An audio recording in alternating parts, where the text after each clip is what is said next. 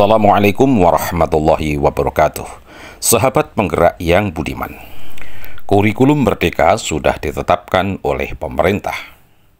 Maka kita harus bisa mensikapi dan melaksanakan kurikulum merdeka ini dengan sebaik-baiknya. Dan diantaranya adalah kita bisa memahami CP atau capaian pembelajaran dengan baik dan mudah. Sebagai pijakan kita adalah Permendikbudristek nomor 12 tahun 2024 dan Keputusan Kepala BSKAP atau BSKAP nomor 32 tahun 2024 tentang capaian pembelajaran.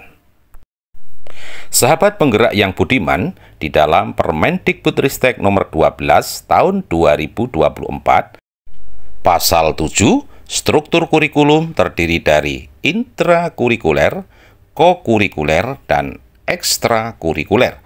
Di pasal 8, intrakurikuler meliputi kompetensi, muatan pembelajaran, dan beban belajar. Sedangkan di pasal 9, kompetensi dirumuskan dalam bentuk capaian pembelajaran. Nah, sahabat penggerak, sebelum kita memahami apa itu capaian pembelajaran, maka coba kita memahami dulu apa itu kompetensi. Kompetensi adalah satu kesatuan antara kemampuan dan materi pembelajaran. Kemampuan dinyatakan dalam bentuk kata kerja, sedangkan kompetensi adalah merupakan gabungan antara kata kerja dengan materi pembelajaran. Sebagai contoh, misalnya kalimat memahami sistem pengukuran.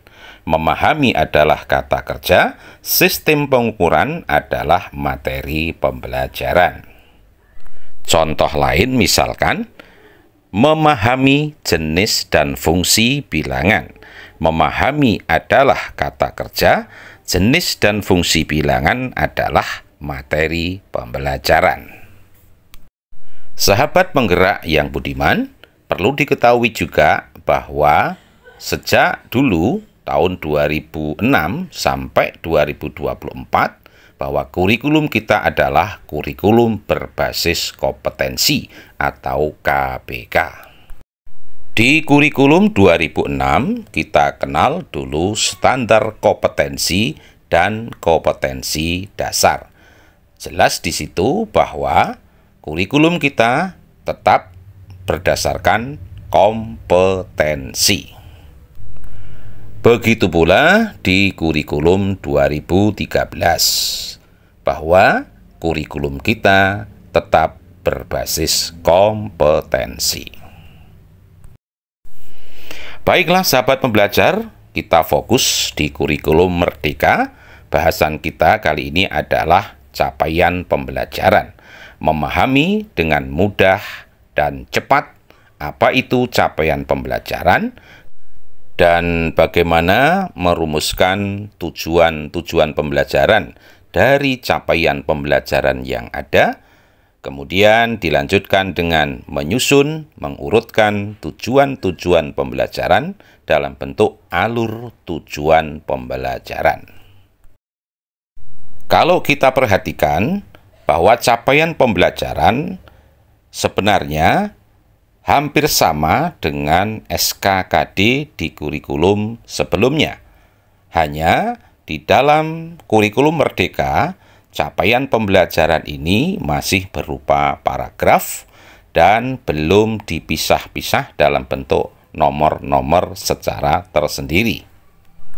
Oleh karena itu, kompetensi-kompetensi itu perlu dipisahkan per kompetensi dalam bentuk tujuan pembelajaran dan diberikan nomor atau kode tertentu.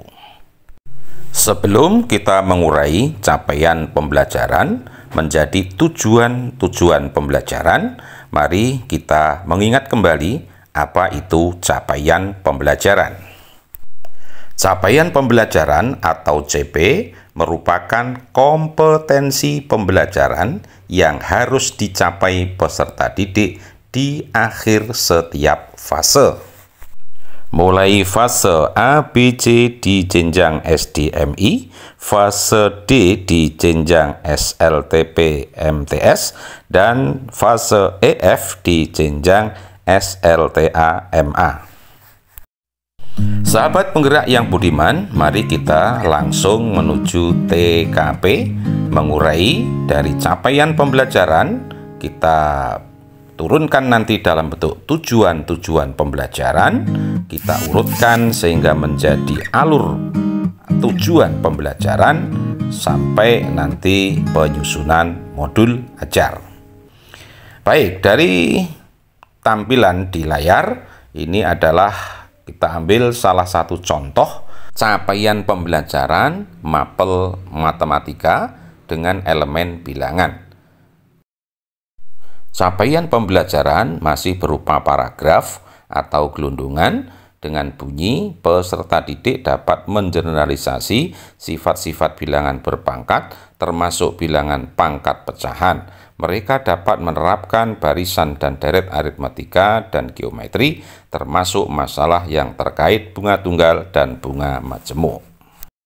Dalam CP tersebut ada beberapa kompetensi yang harus dicapai oleh peserta didik.